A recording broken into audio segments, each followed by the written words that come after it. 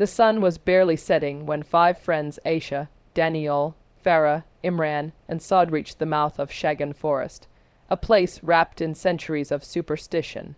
Locals warned them endlessly, no one enters after dusk, something old wakes when the light dies. But like most young adventurers, they laughed off the warnings. Their plan was simple: spend one night in the forest, capture paranormal footage for their YouTube channel, and return at dawn as celebrities. Aisha stepped forward first, brushing her hand against the twisted vines that crawled around the entrance.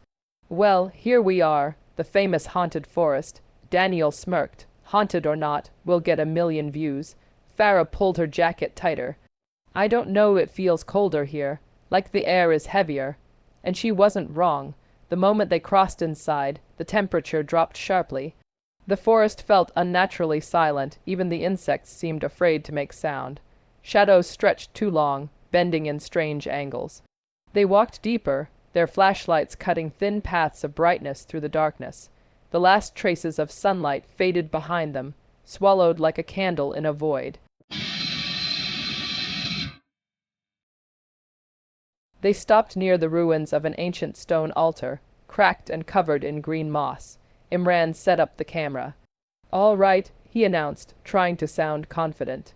"We're here to find out the truth behind the stories of Shagan Forest. They say 1,000 years ago, a woman was sacrificed here. Her soul never found rest, and—" A hushed whisper cut him off. Everyone froze. It wasn't wind. It wasn't an animal. It was a voice, soft, feminine, almost brushing against their ears. Saad swallowed. "Imran, please tell me that was you." Imran shook his head vigorously. They exchanged uneasy glances. Farah whispered, "Maybe we should leave." Before anyone could agree, Aisha stepped toward the altar. Something about it tugged at her, a magnetic pull she couldn't explain. There, etched into the stone, were ancient symbols. The carvings looked fresh, as if someone had traced them recently with bloody fingers. A sharp, cold gust swept through them. And then, behind Aisha, a silhouette appeared, tall, thin, cloaked in darkness, with glowing white eyes. The friends screamed. The figure vanished as quickly as it came, melting into the shadows. Daniel dropped his flashlight. "What the hell was that?" Aisha trembled. "This forest, it doesn't want us here." Panic settled in. They decided to head back to the entrance, but Shagan Forest didn't work that way. The paths twisted unnaturally, landmarks shifted. Somehow, every turn led them deeper. The forest was alive, watching them. Branches creaked like bones snapping. Leaves rustled, though no wind passed. Farah clutched Saad's arm, barely able to breathe. Then came the sobbing. A woman's sobs echoed around them, sorrowful and angry. It felt close but far, near but everywhere. Imran raised his camera. "Wait, there's something moving behind us."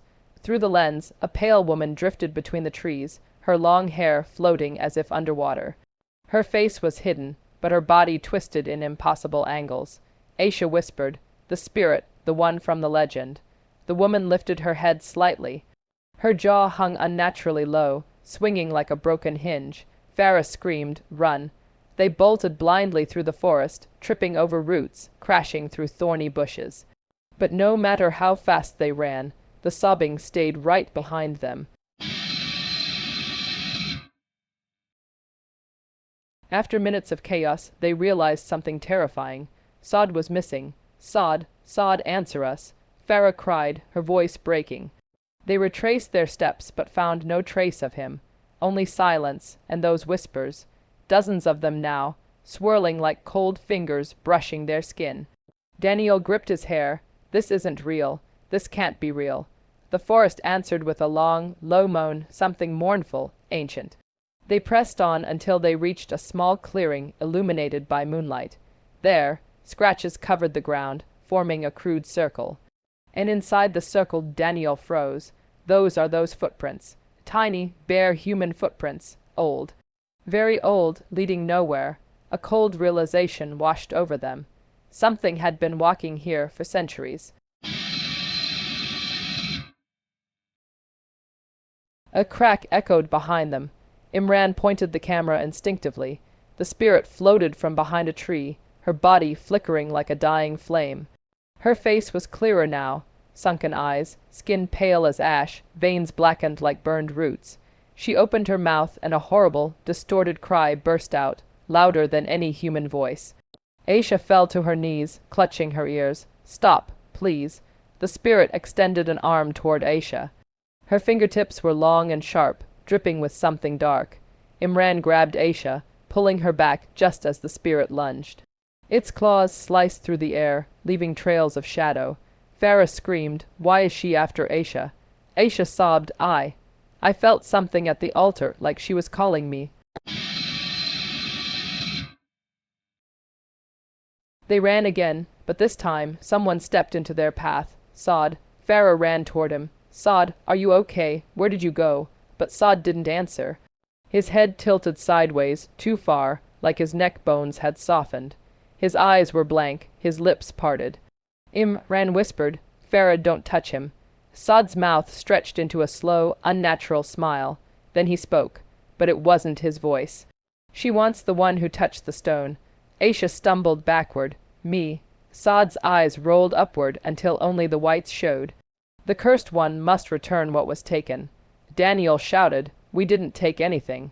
Saad's face twisted unnervingly. "You disturbed her rest. You awakened her hunger." Suddenly, Saad's body jerked violently. Once, twice, and then he collapsed like a puppet whose strings had been cut.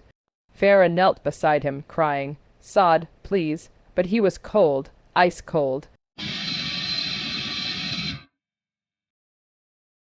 Before they could process Saad's death, darkness gathered behind them, swirling into a shape. The spirit emerged again, closer than ever. Aisha's breath shook. "Who are you?" The spirit's lips barely moved, but her voice seeped into their minds. "I am Nahara, sacrificed to these woods 1,000 years ago, doomed to roam until my soul finds its stolen heart." Farah trembled. "Heart? What heart?" The spirit raised an arm and pointed at Aisha's backpack. Aisha froze. She slowly unzipped it.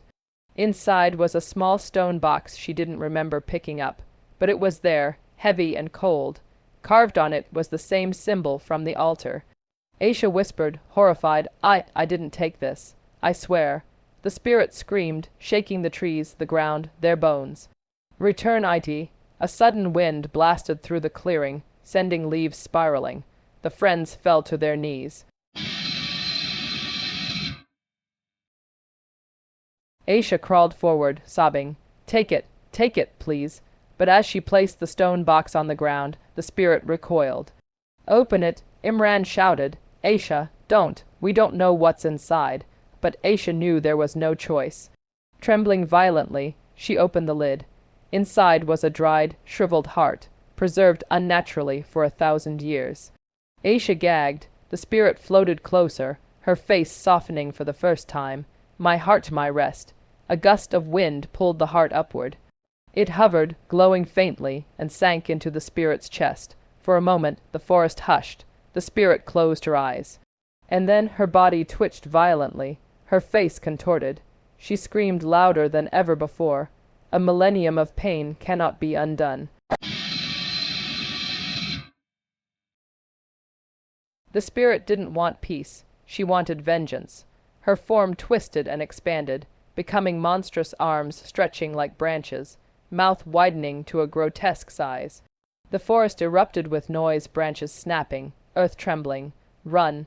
Imran screamed. They sprinted through the darkness, the spirit crashing behind them like a storm.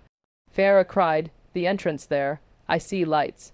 They pushed through the last line of trees toward the faint glow of their parked car.